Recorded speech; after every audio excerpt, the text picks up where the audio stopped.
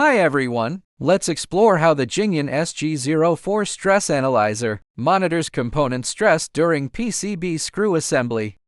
This is a PCB with strain gauges bonded to its components. We will use the SG04 instrument to measure the impact of screw tightening on surrounding electronic components. Next, install the mainboard into the housing for fixation. We use quarter bridge configuration for strain gauges. Connect leads to C or D ports of each channel with a screwdriver.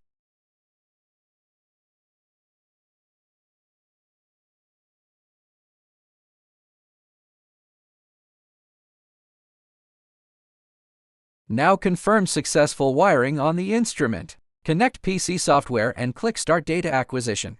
Zeroed.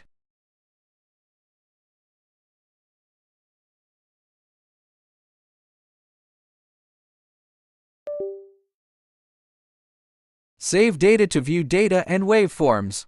After full process monitoring, we capture dynamic stress changes during assembly.